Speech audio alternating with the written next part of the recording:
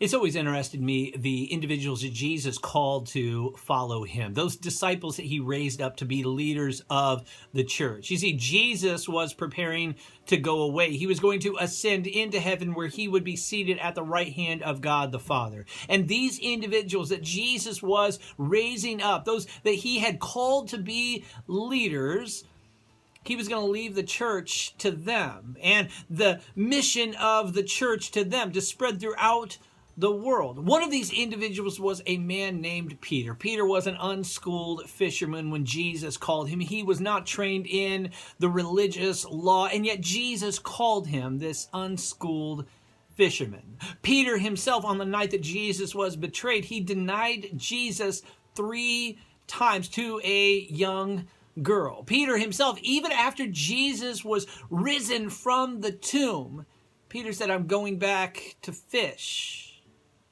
But Jesus meets him on the side of the lake. He calls him by name, draws him close, and Jesus has one question for Peter. He doesn't ask him about his leadership capabilities. He doesn't ask him about his mission plan for the church. Jesus doesn't ask him to lay out the direction that he would call the church to go. No, Jesus asked one question of this man, Peter, who he said would be the rock in which the church was built upon. Jesus says to him, "Do you love me? Do you love me, Peter?"